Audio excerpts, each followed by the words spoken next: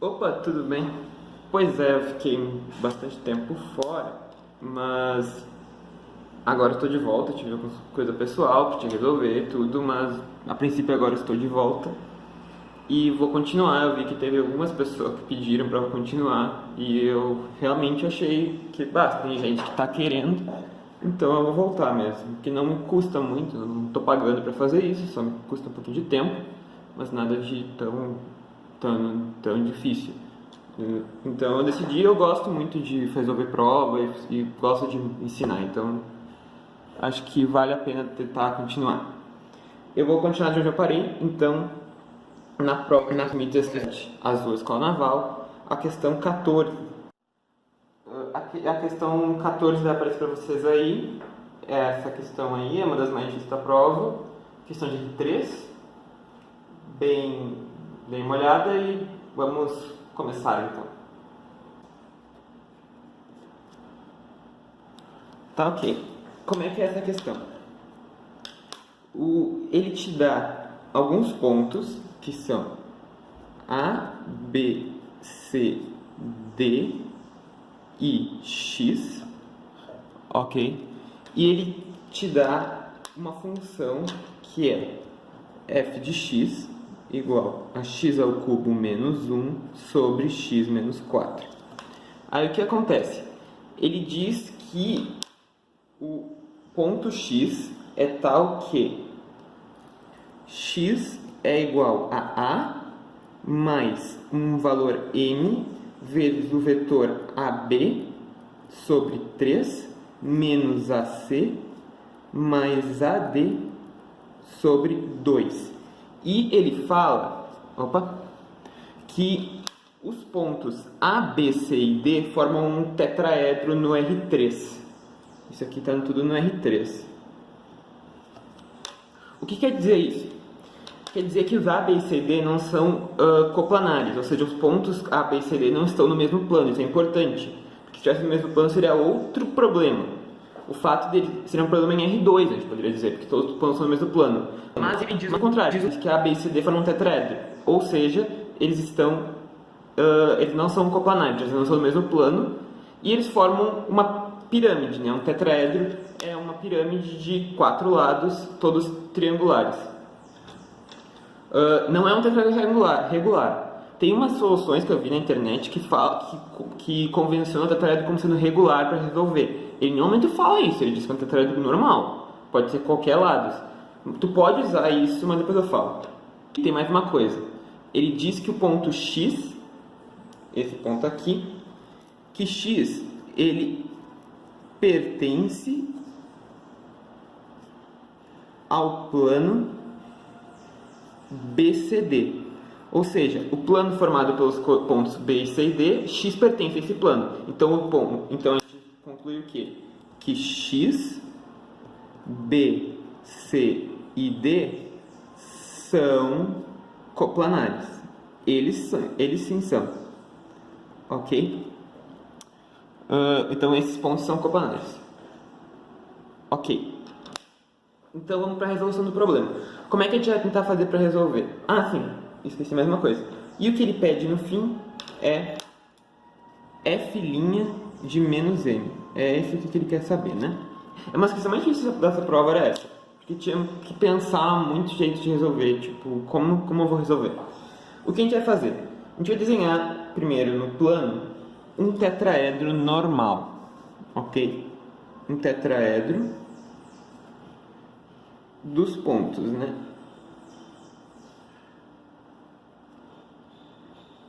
Ele está meio irregular, mas é só pelo desenho, ele não é regular. A, B, C, D, ok? E o que vale a pena? Vale a pena a gente convencionar eixos de forma que seja conveniente para nós. O eixo é nós que convencionamos onde vai ser. Eu vou convencionar o nosso eixo aqui no ponto B, o Z nessa direção, o X na direção de BC e o Y tem que ser perpendicular, então para cá, para dentro. De forma que a regra da mão direita está valendo, né? Se eu pegar x vetorial y dá z. Então tá ok.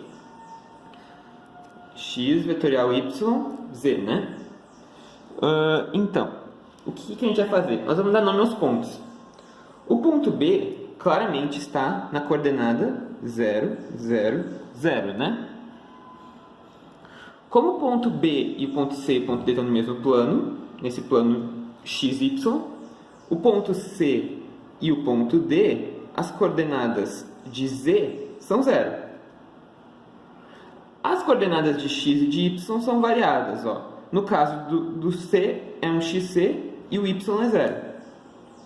No caso do D, o x de D é variável e o y de D é variável. Eu não tenho como saber. Tá, e o ponto A? O ponto A é o pior de todos, né? Porque o A ele tem uma coordenada XA, uma coordenada YA e uma coordenada ZA. Ele é aleatório, não tem como saber. Pode ser para cima, para baixo, o que for. Então, já convencionei os pontos. Agora eu vou usar a equação que ele me deu, que é essa aqui. Essa equação aqui. Trabalhar com ela. Mas vamos pensar. Quando eu tenho uma equação vetorial, que isso aqui é uma equação vetorial, na real, se eu estou em R3, eu não tenho uma equação, eu tenho 3 equações. Porque eu tenho a equação para a coordenada x, para a coordenada y e para a coordenada z. Então essa equação, na real, não é uma equação, são 3 equações. Qual das equações é conveniente para mim para trabalhar para achar os pontos? É a equação x? Observa. X eu tenho a variável xa, a variável xd e a variável xc. Não vai me ser conveniente, tenho 3 incógnitas. É a equação do y? Vamos pensar. O y eu tenho ya e yd, 2 incógnitas. Então trabalhar com a equação em y é mais conveniente. E em z? Em z eu tenho za, 0, 0, 0, e só tenho uma incógnita. Então trabalhar com a equação em z é o mais conveniente de todos, é uma incógnita e uma equação. Eu vou resolver. Então, vale a pena usar o z. A gente vai fazer isso? Então, a gente vai pegar aquela equação lá e vamos resolvê-la. Em z, ok? Só a questão do ponto x, né? Se o x pertence ao plano, onde é que está x? Se x pertence ao plano, ele está em qualquer lugar desse plano, pode estar aqui. E quais são as coordenadas de x? É xx, yx e 0. Ele está no plano BCD, então o z vale 0. Ou seja, na mesma análise de antes, xa, eu tenho xa, xd, xx, xc. 4 incógnitas, uma equação. Não vale a pena. Ya, yd, yx, 3 incógnitas na mesma equação. E o z? O z continua a mesma coisa, eu tenho só za. Então, resolver a equação em x é o melhor possível, porque o z do x é 0. Ele está no plano, nesse plano aqui. Nesse plano aqui. Qualquer ponto. Mas o z vale 0. Então resolver em z é o bizu da questão. Tinha que pensar nisso. Era meio difícil de fazer isso. Tinha que desenhar, olhar. Era bem difícil de pensar isso. Mas vamos fazer agora então. A gente vai resolver em z. Só ela. As outras não precisam. Então, como é que a gente vai fazer? Aqui. Zx é igual a za mais m vezes o z do vetor AB sobre 3 menos o z do vetor AC mais o z do vetor AD sobre 2, a coordenada z. Ok? Então, o z do x, 0, né? O z de A é VA mais m. O z de AB, o que é o vetor AB? Ele é o vetor B menos A, né? Então, o z de AB é o z de B menos o z de A sobre 3. O z de AC é o vetor C menos o vetor A. Então, é o z de C menos o z de A. E o de AD é o vetor é o vetor D menos o vetor A. Então, vai ser ZD menos ZA sobre 2. Ok, agora é só aplicar. ZB é 0, ZC é 0, ZD é 0. Então, a gente vai ficar aqui 0 é igual a ZA mais M vezes menos ZA sobre 3 menos ZA mais menos ZA sobre 2. Então, 0 igual a ZA mais M, ó, menos ZA sobre 3 menos ZA sobre 2 dá menos 5ZA sobre 6, né? Fazendo o MC. E menos ZA dá ZA. Então dá ZA menos ZA sobre 6 vezes 5. Que é esse com esse, ó. Esse com esse dá esse aqui. E ali dá pra lá, né? Então, o que a gente vai ficar? Passa o ZA para o outro lado. A gente fica que menos ZA é igual a M vezes ZA sobre 6, que é ZA menos 5ZA sobre 6 dá ZA sobre 6. O ZA corta e a gente fica aqui M igual a menos 6.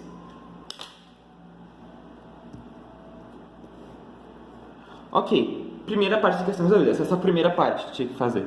Porque agora tem a questão da derivada, né? Eu te dou a f lá em cima, ó. A f é aquele valor ali, aqui, ó. Eu tenho que derivar ela. Como é que a gente vai derivar a f?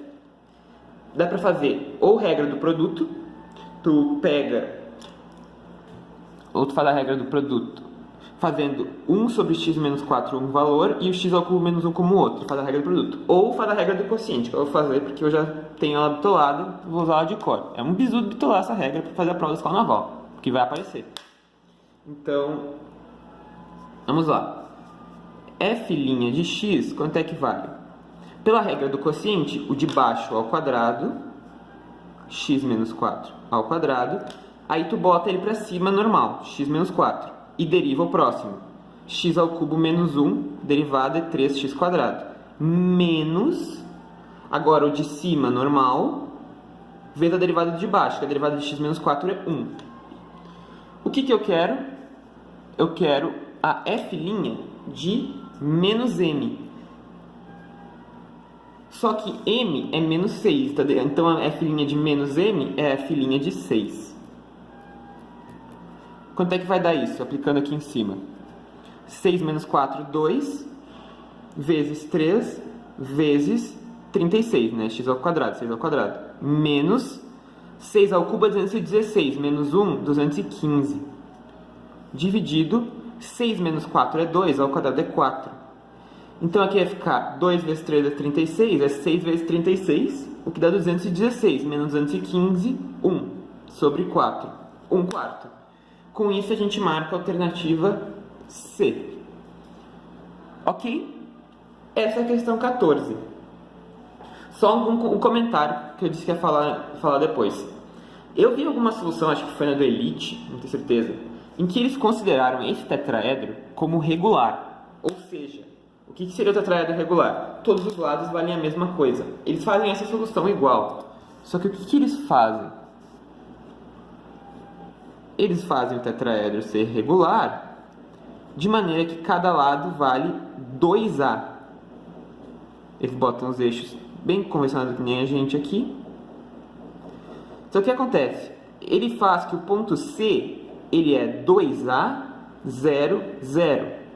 O ponto D ele é A raiz de 3 sobre 2, 0.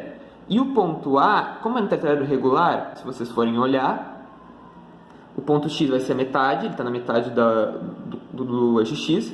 O Y no tetraedro regular, que seria essa coordenada aqui, que seria o baricentro do triângulo menor, daí daria a raiz de 3 sobre 6, que seria essa distância até o baricentro. E a altura do tetraedro regular é a raiz de 6 sobre 3. Enfim, essas são as medidas, né?